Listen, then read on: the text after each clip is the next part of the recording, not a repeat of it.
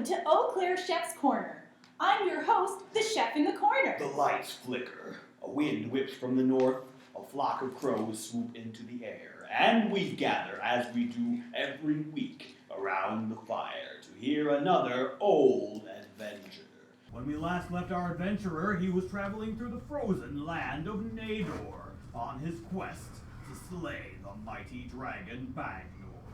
This week's episode of Eau Claire Chef's Corner will be aired in conjunction with the Old Adventure Show because somebody mixed up the timesheets when booking this studio. So today we'll be making a hearty rice and lentil stew perfect for the cold weather. For this recipe you'll want a large soup pot and a medium-sized frying pan. I check my armor one last time before I look towards Bagnor's domain. My campfire crackles but begins to die down. Start by taking out a bag of lentils and a bag of rice. The surf of the ocean dissipated behind me. Be sure to sort through your lentils and rice for twigs and stones before adding them to your stew. The sleet and hail chilled my armor. But it would be nothing compared to the heat of the dragon's lair. After you've sorted through the lentils and rice, give them a quick rinse before adding them to your beef stock. I stepped into the dragon's lair, inch by trepidatious inch. One false step and I would plunge head first into the roiling lava below. For this recipe, I suggest using the beef bone broth from last week's episode. The stone floor became thick with ash, muffling my armored footsteps at least. Did this ash come from the dragon, or from the charred remains of other adventurers? Cornstarch can be added to thicken the stew, according to your preferences. The heat was oppressive, almost like a soup. I looked around for the mighty beast, but Bagnor was nowhere to be seen, and neither was his captive, Princess Sylphium. Said to be the most beautiful woman in all the land, she was born mute, and unable to scream for help when the dragon came to claim her. Some might mock her for being unable to speak. Some might call it regressive, or stereotypical, or an obvious attempt to save money on casting instead of actually But I cared not. The only thing that mattered to me was that her life was in danger and I had to save her. I looked around again for the dragon, but still I could not find it, when suddenly Bagnor's mighty tail slammed into my body. Tenderize the beef before frying it. Preferably with a mallet. Blow after blow hit my body with my armor only taking half of the impact. Bagnor was toying with me, playing with his food. I could feel the bent armor digging into my body. Against my better judgment, I threw it off piece by piece. The sweat on my exposed body began evaporating in the heat. Now, you'll want to fry the beef for a few minutes on high heat for that Maillard reaction. Turn the beef over when it gets brown. With my blade in hand, I charged Bagnor, but his tail hit my body again with more force. My arm! Ow! My foot! My leg, all broken by that blow. Cut or snap your carrots into small pieces. Then fry them in the pan with the beef. Bagnor bore down on me, but I would not give up the fight. After cooking your carrots for 2 to 3 minutes, you can start splitting them and frying your celery.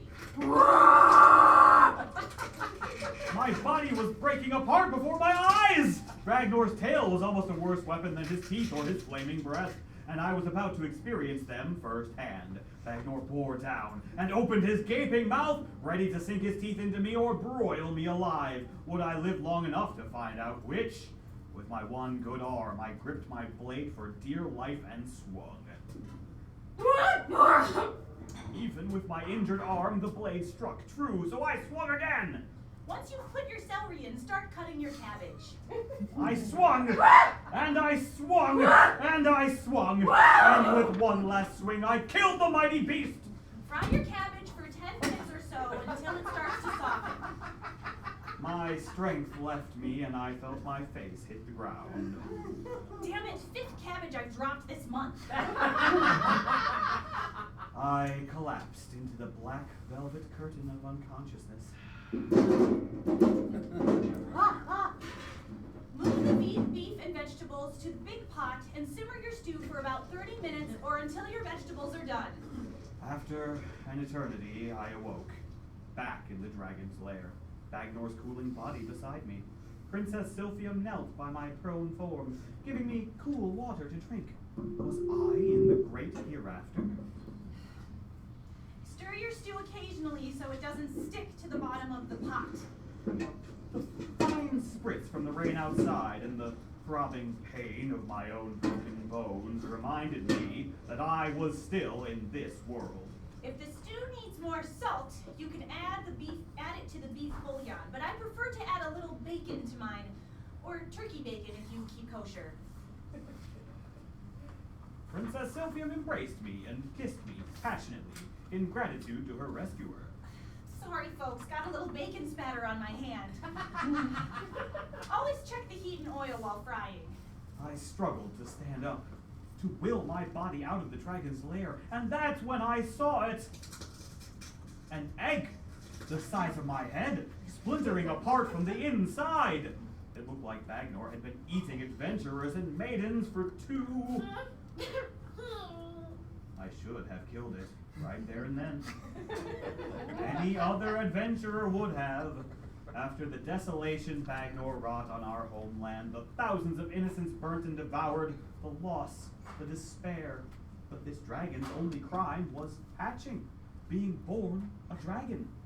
Princess Silphium looked at me. I looked at her. We were both thinking the same thing.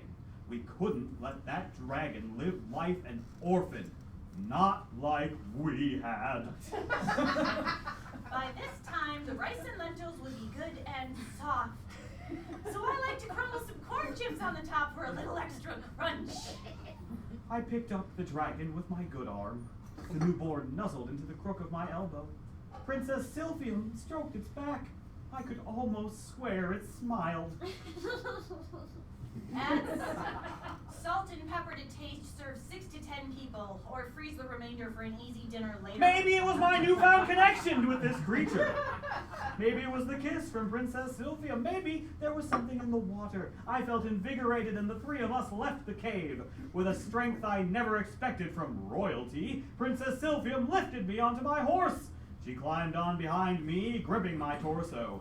I held onto the newborn dragon and gripped the reins. And off we rode to Silphium's kingdom to fight a different kind of battle. The battle for our young, scaly ward. Tune in after the break when I'll teach you how to make my award-winning coconut cream pie.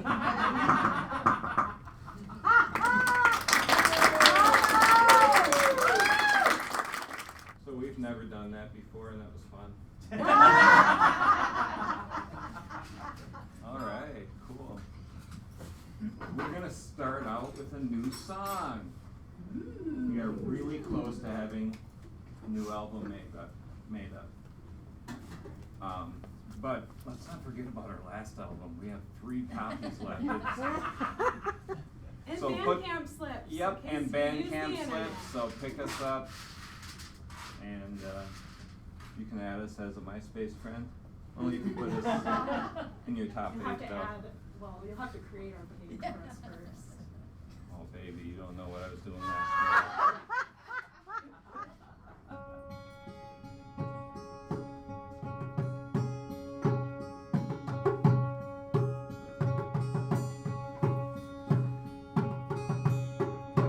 Have you seen the monsters disguised as you and me?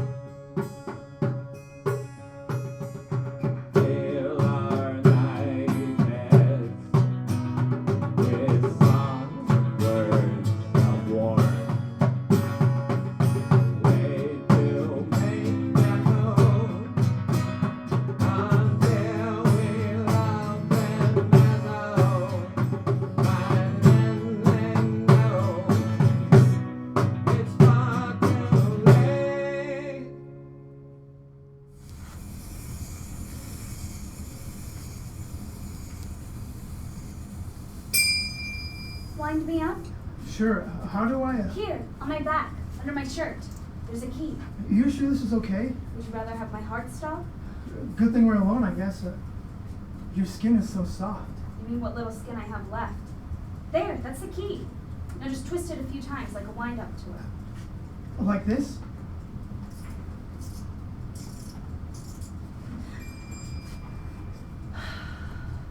Yeah, thanks. You can remove your hand now. Oh, sorry. How did you get this way? I was born with half a heart. My mother saved me. She invented this contraption. You wind it up and it keeps my heart pumping blood. I can't do it myself though, so I'm glad you're here. So you weren't born like this? What, half made of tin? No. But I thought your mom had one too. Not that I've been looking. Yeah, she has one. When my father went away, it broke her heart. Now she has a wind-up key of her own.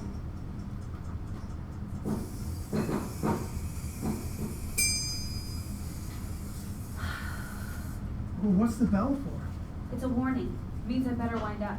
What happens if you don't? My heart stops. Well, you could just wind it up again. Restart it, right? I don't think so. I'm not a toy. I'm made of real flesh and blood, just like you. I just happen to have a slightly higher iron content. I thought it was tin. It's actually medical titanium. I was just trying to make a joke. I'm not really like the Tin Man in the movies. I have a heart. Well, half of one. It's mostly my chest that's made of metal. Anyway, my mom said that if the bell rings 3 times, then that's it. I've only ever made it to 2 in a row. Are you afraid of getting to 3? All of our time is limited here. My clock just ticks a little louder than yours.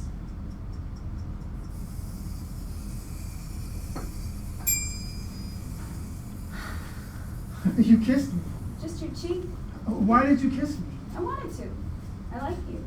You're sure there isn't some other boy at school you'd rather be kissing? No. Why? Is there some other girl? No. Well, good. Because I'm sick of feeling like a wind-up toy, waiting for any hand that comes along to turn the key in my back. Each time I can only run for so long before I wind down again, and I'm back to waiting for another hand. Any hand. Sucks to be made of metal, huh? Yeah, but you make me feel real. I like when you wind me up. You're gentle. It's nice. You're not worried about what they'll say about us?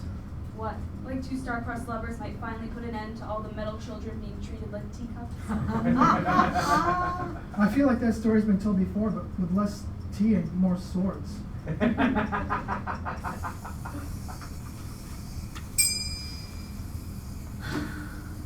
Oh, you have a bruise. Yeah, I got punched at school. Sucks to be made of flesh, right? Yeah, I guess. Are you okay? What happened? It's nothing. It's stupid, really. It doesn't look like nothing. Well, it's not surprising, really. You know the kid. He's got that metal leg. He doesn't like me. He thinks you should be with him, you know, metal with metal or something. It's a good thing he didn't kick me.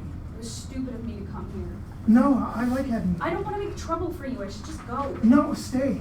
You shouldn't have to leave just because some kid doesn't think you should be together. I mean, who cares what he thinks? It's not his thinking that I'm afraid of.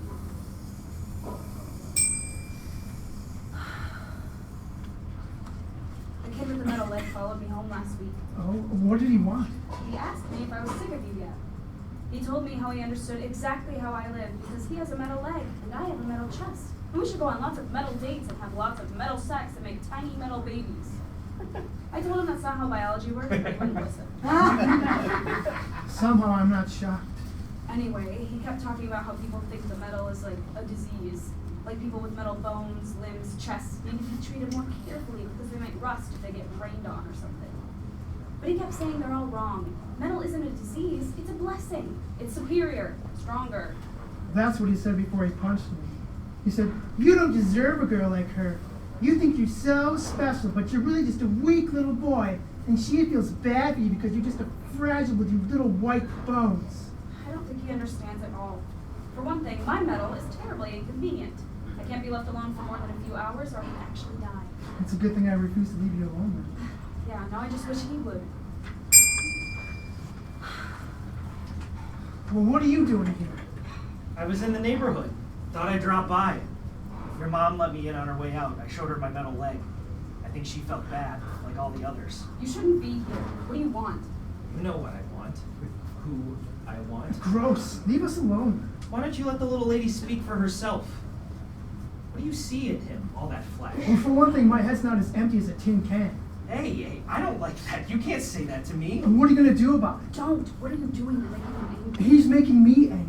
Both of you, stop it. Stop. Oh no, I'm just getting started. You thought it hurt when I punched you before? That's nothing compared to what I'm gonna do now. Stop it! Get out of my way! Oh, God, I think I dented her. She's out cold. Why did you kick her? Sorry, instinct said, hey, use your metal leg. Get out! Dude, I was aiming for you. Wouldn't have happened if you'd taken my punch instead of letting your stupid girlfriend get in the way. You want me to leave? Why don't we head outside and deal with this like gentlemen? Get out! I'll go if you do. Fine, follow me. Hey, what the hell? You left her. She's mine now. Let me back in! Let me back in! Too late. Listen to me, she needs help. Did you hear that bell? Yeah, so?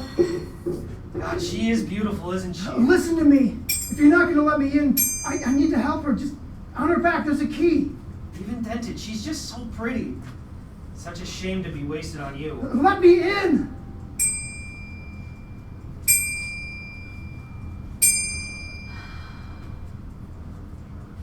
Hey, I think she stopped breathing. Her heart stopped. What? Let me in, I need to see her. Okay. I didn't mean to hurt her, I was just having a little fun. Lift up her shirt. What? Perv? I need the key. Whatever.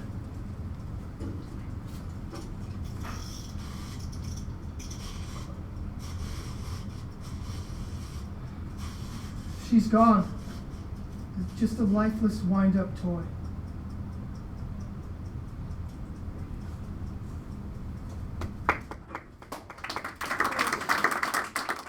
So this is a little caveat.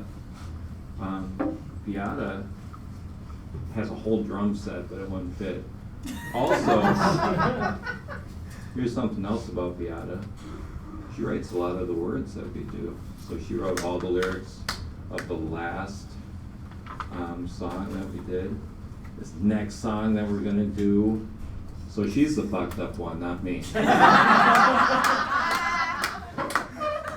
Fourth time's a charm.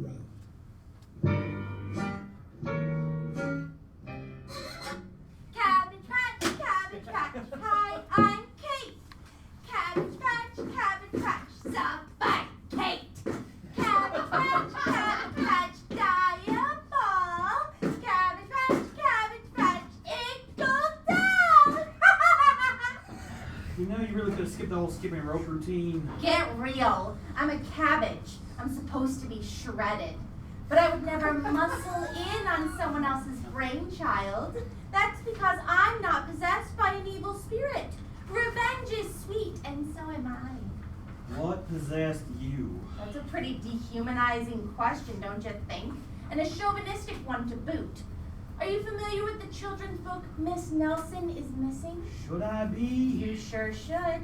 My maiden name is also Miss Nelson, Miss Martha Nelson, and I too am missing from the birth certificates, the adoption papers, your payroll. Now, would you characterize my absence as conspicuous or inconspicuous, Mr. No. No, I dare not speak your name. It should be seen and not heard, just like your customary customers, little girls. They see your name every time they change Dolly's duds. Like many a signatory you sign on the bottom, specifically my cushy tushy. Gee, I hope I remembered to pack a permanent marker. Aha! I am like the best prepared vigilante ever. What are you gonna do, autograph me? Of course not. I'm going to sign your death certificate. Does that make you more uncomfortable or less? If you're experiencing discomfort, the rocker you're strapped into is adjustable into 3 different positions. At least one of them should be suitably soothing. First, you lock me in this doll factory, then you... You know what they say, when one door closes, it does so repeatedly. Which means you're not really locked in this doll factory, you're just rocked in it. Reason being, you're a big baby. Oh, I'll give you big baby. Wah, wah, wah. If you kick the bucket, I'll accelerate this assassination. I mean it! I warned you not to get your kicks. Good grief. The concept for you dollies was a visit from the stork, not a visit from the dork. I do have my dorkiness on lock, don't I? I think the same can be said for my dork-keyness. Just in case you've still got escapism on the brain. Yarn? You're going to tie me up with yarn. Don't you think that's a little too quaint for restraint? Hey, I'm not demented. I'm fermented. You'd be agitated too if some soon-to-be manacled man misappropriated you. Fortunately, the creation you cribbed from me has now been subjected to infiltration by me. And this doll may be inhabited, but she is by no means inhibited.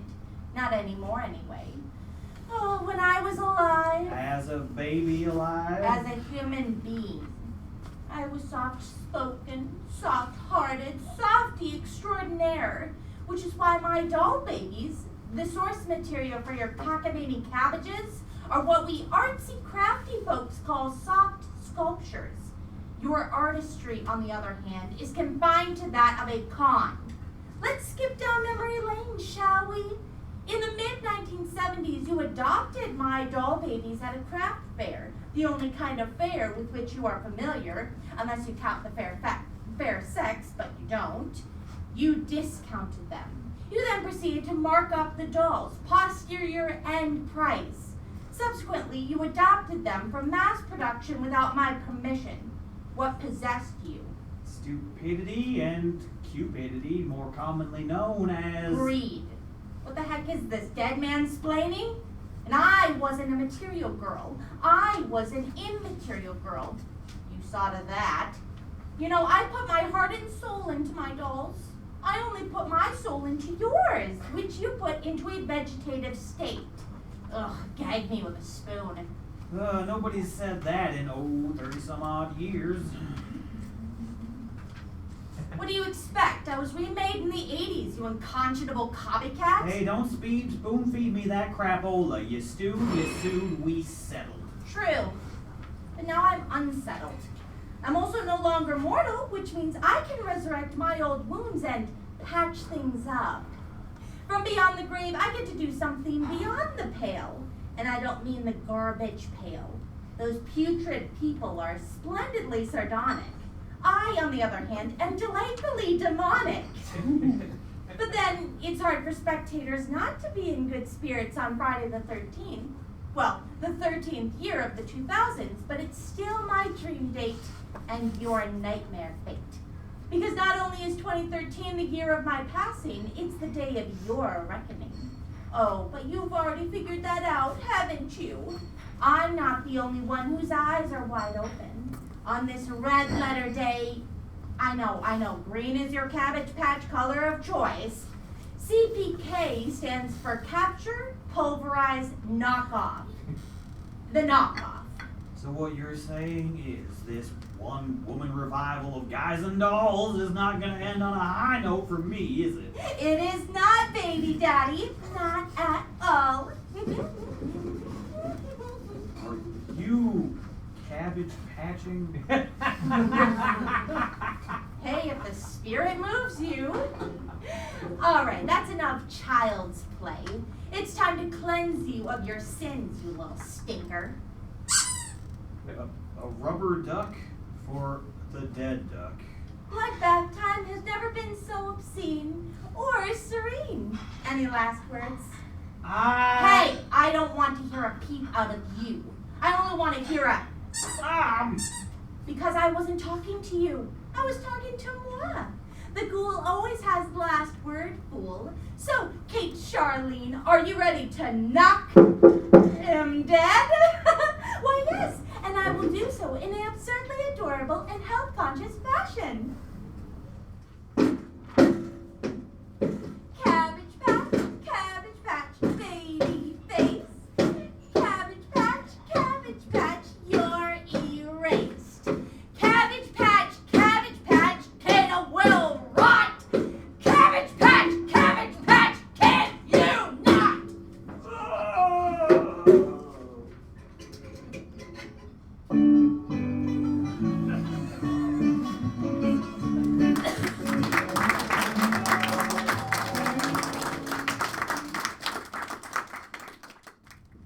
This is a song Beata let me write. Usually she gets mad if I write the words, but she allows them if they're after a phone conversation with her.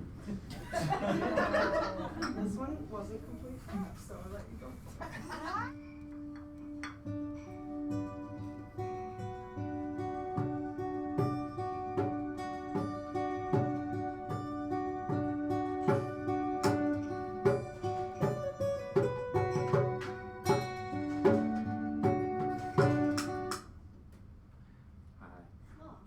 They didn't notice that.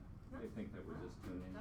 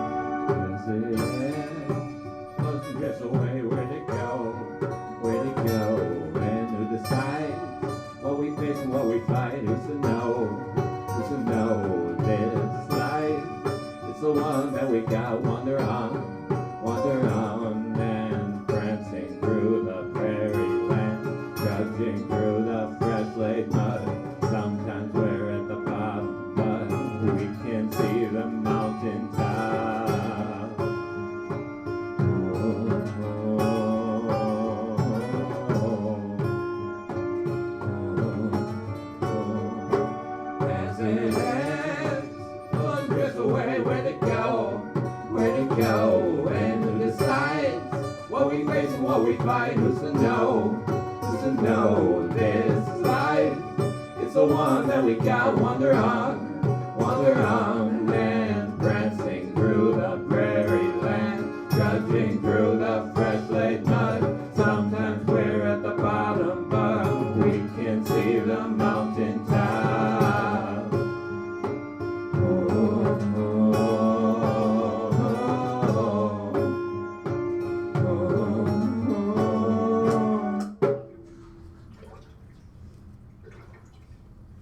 The bathrooms are in the back. About 15 years ago. Nice day to be out on the water. Don't try to make small talk with me. Don't be mad. I told you we shouldn't have come out here to do what you did. He ate a kid. If I didn't shoot him, somebody else would have. He was an animal. He was dangerous. You shouldn't have just left him there like that. Well, I wanted to cut his head off, but you didn't seem to like that option either. It was grotesque. It was a trophy. A man eating crocodile head. Imagine. I don't have to imagine. I saw it. It's not like it won't decay. It's not like I littered. You did, though. You left that harpoon in it and everything. That's not the same as littering. This is littering. Look, I threw a gum wrapper in the water. Oh no! Ooh, and a cigarette butt. And what's this? An empty beer can. Why would you do that? Just trying to break the tension. You're an ass. Don't be mad. Look, killing a crocodile isn't exactly legal. I don't really want to take a murder weapon home. So you just left it there? You still have my pistol, right? We'll be fine. The wind sure has picked up.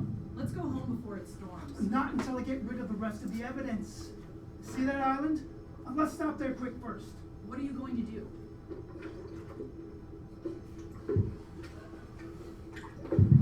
Well, I don't want to go back into town covered in crocodile blood and guts. I don't want to harpoon them with no harpoon. I'm not a fisherman. All of that would look weird, don't you think? No weird than us being out here in the first place. I'm just going to bury a few things is all. Not really a fan of leave no trace out in nature, huh? Stop being such a prude. If I wasn't currently stranded on a boat on some island and pregnant with your child, I'd leave you right now. Ha ha, you would not. I think you've upset some sort of balance here. What? Don't start with that nutty nature stuff again.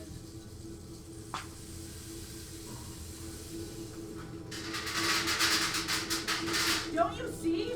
You made a mistake. You have to undo what you did. What I did? It wasn't even a big deal. You can't blame something like this on me. I sure can if it is your fault. It's a storm, Helena. Nature. Even I can't control the weather. I'm not saying you can control the weather. I'm saying you pissed it off. Oh, for crying out loud. I'm going back. Well, don't leave me here. Why not? You got yourself out here. You can figure out how to get home. Helena, don't leave me like this. I'm going to fix what you have done. Helena, wait.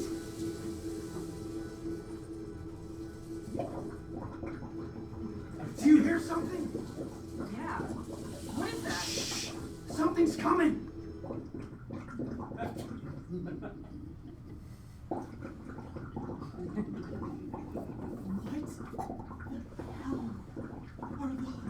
They came from the bog. You can hear me saying what I think you're saying. I can't see them clearly. Oh, they seem to be coming this way. Give me my gun. Do you have to shoot everything? Give it to me. You don't know what they are. Maybe they aren't after us at all even. Do you really believe that? I mean, they sure look like they're coming for us. So give it to me. What the hell? What? Did you hit one of them? No, I wasn't aiming for them. I was just trying to spook them, but they didn't even flinch. Didn't bat an eye.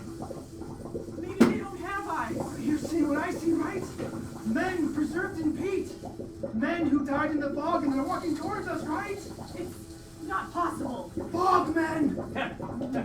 What do we do? I'm gonna shoot one of them. Did you hit one? Yeah, but he didn't seem to notice. I'm leaving you, Leonard. Helena, wait! Oh God, Helena, he's touching me! Oh, let go of me! Leonard, get in the They got me! Help! Leonard! Helena, don't leave me here! Leonard! The present. Why do you always have to lie? What? I asked you how my father died. And I'm telling you. None of that happened. That's nonsense. I said I didn't want to talk about it. I'm not gonna stop asking. Just because you're mad at him, just because you weren't happy, doesn't give you an excuse to make up stuff like that. He was my dad. Whether or not you liked him, I deserve to know what really happened to him. I swear on my life and everything, that everything I said is true. Nobody believes me, but I can't change the past. You wanted to know what happened to your scoundrel father. This is what happened. Papa wasn't a scoundrel. He was a barber. Barbers can be scoundrels too. Mama, what are we doing out here? Paying our respects. To Papa? To nature. Come on now, gather up your things. You have your net? Good. I had the paddles in the cooler and some pails. Let's go. I'm nervous. Nothing to be nervous about. But Uncle Willis said Papa died in a fishing accident. Your father died in a supernatural storm. You see any clouds? No. So? Nothing to be scared of. Come on. Hop on in now, and we'll push off. Good. You want to help paddle, or would you like to settle in first? Show me how to do it. Just in case something happens and you can't row or something. Nothing's going to happen. Here, grab this paddle. Okay, good. Now, watch how I'm holding mine. You see? Just put it in the water and move it like this. Not too tricky. And we aren't going far. Why are we going to the island? Things haven't been quite right lately. I want to see if the fishermen have been leaving anything behind. I thought we were fishermen today. We're fishing for something else. Oh. Oh, there's something. Pull your paddle in and put your net over there. Like this? Yes, just like that. I caught something. Great, pull it back in. Ew, what is this? This is why we came here. But this is just garbage. Exactly. We're fishing for trash today. Wait, you brought me all the way out here to pick up litter? Sure did. What? Can't somebody else do that? Who? I don't know. Can't people just clean up after themselves? I'm sure they can, but they don't. So why does it have to be my job? Because I'm trying to teach you to leave things better than they've been left to you. The whole world's a mess, and if we don't do something now, I fear it will get so much worse. So what, we're here to appease the gods or something? Something like that. Did you make Papa do this with you? Your papa was the one who was littering. He's who we're cleaning up after. Oh. Come on now. Get that net back in the water. We're almost there. Are we just gonna pick up trash on the island too? Sure are. Oh, and we'll eat some lunch and visit your father's gravesite. Oh. I didn't know there was a cemetery on the island. There isn't. We'll be going to the place he actually died. How come you've never taken me there before? We have been there before. Lots of times. I don't remember ever going there before. You were very little. Then why haven't we been there since then? I lost faith. In what, exactly? In my belief that we can do anything to change the fate of the world. What do you mean? It just seems so big, huge, insurmountable. And I lost hope that one small thing could have any impact on something that big. So what changed? The crocodile's back. Back? Surely you can't mean a different crocodile. You mean a different crocodile is here. How can a dead crocodile come back? I don't know, but the sightings all report the same thing. A harpoon through its eye. That's where Leonard shot him. And then he got sucked into the ground by Bogmen. I swear it's true. And that's why we have to pick up litter? Yep. You're nuts. And I'm hungry. Want some lunch? I've got a thermos of soup in here and some sandwiches in the cooler. I'm not hungry. Oh, come on now, quit pouting. That's part of why I brought you out here today. To get eaten by a crocodile? No, to show you that I'm not lying. How are you going to do that? We're going to the bog. Now eat some soup. Fine.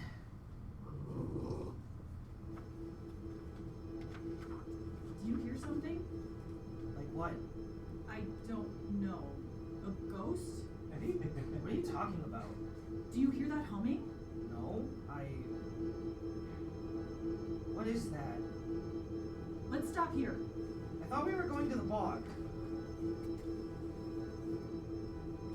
Change of plans.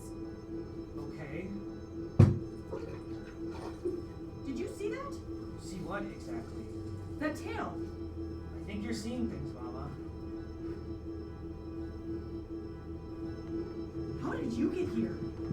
Who are you talking to? Shush, child, he's here. Who? The crocodile. I think you're seeing ghosts. I'm going to talk to him.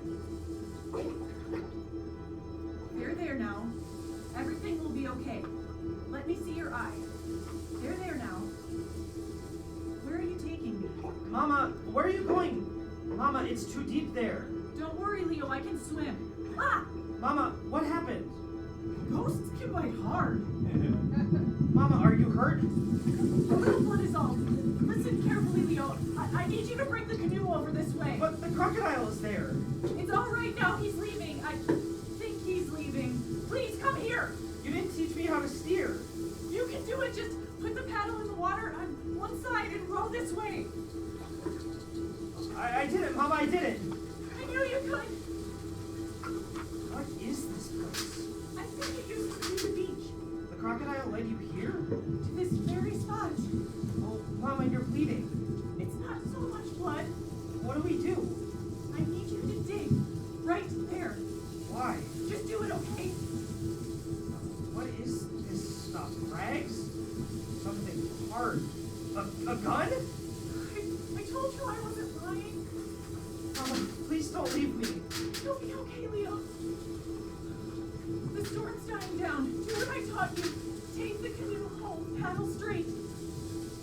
Pick up litter where you can. Mama!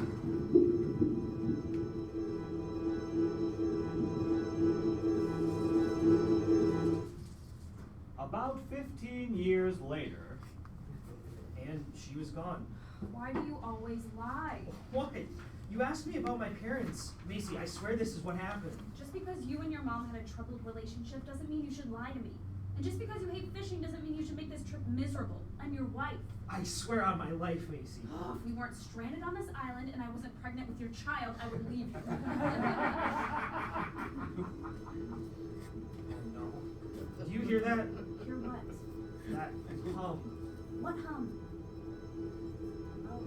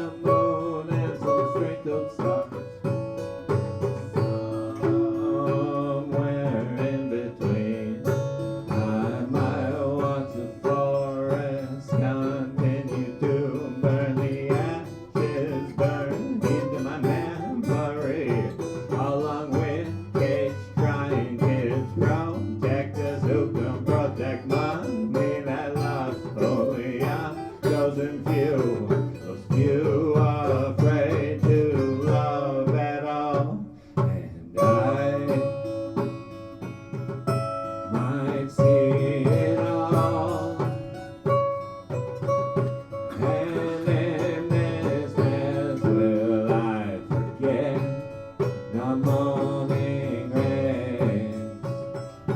Warm and pleasant on my freckled face. Will I lose all hope that a dark, dark sky could later produce constellations? I might see painful ugliness between the morning and the night.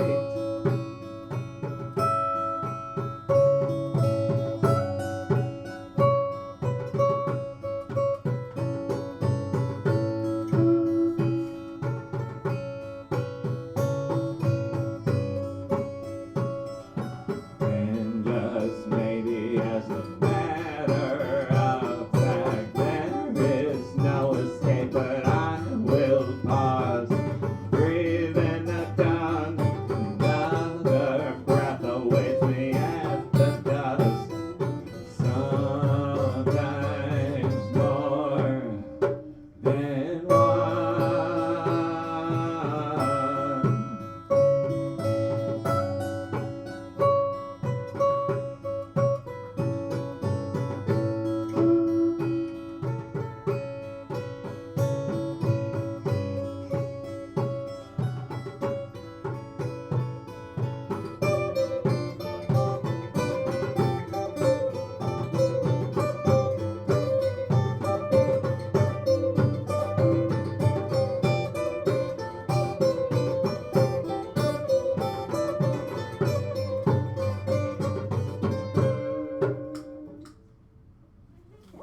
And show you one last new song before the unveiling of the album.